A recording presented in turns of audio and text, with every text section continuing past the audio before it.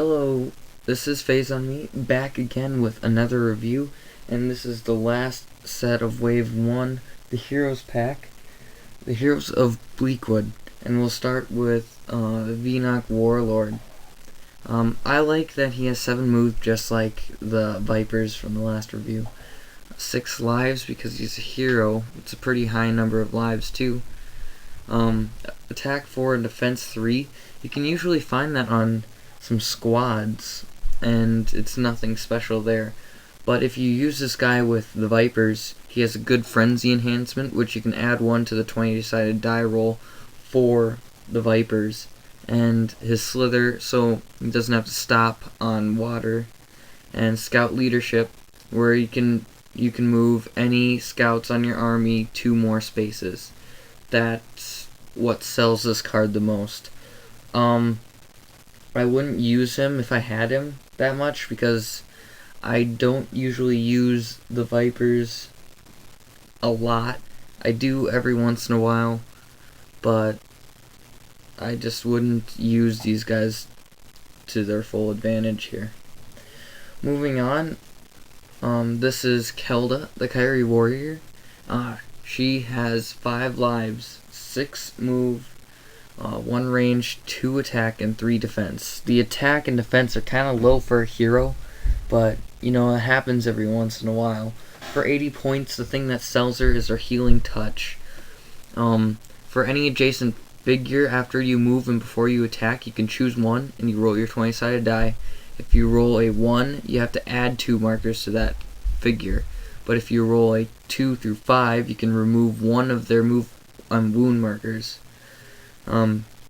6 through 17, 2, and 8 through 20, all markers. So that's what sells her the most, and she can fly, so she's pretty movable as well.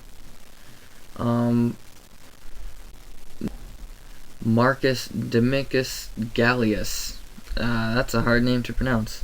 For 100 points, you're going to get 6 lives, 5 move, 1 range, 3 attack, and 3 defense, which is kind of like the median between bad and good, in my opinion. His soldier leadership thing is pretty good. So they can move an additional space if they're a soldier. Their attack enhancement, they will receive an extra attack die. That's also pretty good, but there's better out there. So for 100 points, yeah, I'd recommend using them every once in a while, but it's not something you should count on a lot.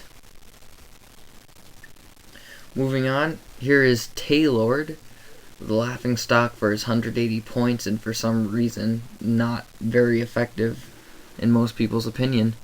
I'm not gonna say what I think about this guy. I'll just read you his stats. He'll give 1+ attack to any figure within 4 clear sight spaces of him. It does not affect himself. He can also fly, as you can't tell by the wings yet. 5 lives, 3 attack, 3 defense, pretty the basic. 5 move for 180 points. I'm not gonna say anything, okay? You can think what you want to think about him. Tornak. He has disengage like most of the Gruts already. I really wish I had this guy because of his Orc Warrior enhancement. All friendly Orc Warriors adjacent to Tornak will receive an additional attack and additional defense. And if I use that on my heavy Gruts, that just change the game a lot with how I use them. He has 3 lives, move of 7, which is pretty good for someone who is on or riding something else, like that dinosaur thing. 4 attack and 5 defense. That's a pretty good number of dice for each of those. For 100 points, this is a guy that I would definitely use in my armies if they consisted of Gruts. So that concludes this review, along with the entire Wave 1 series of reviews. Next time we'll be reviewing the drones and minions and jumping right into the Wave 2 collections. So, with that being said, later.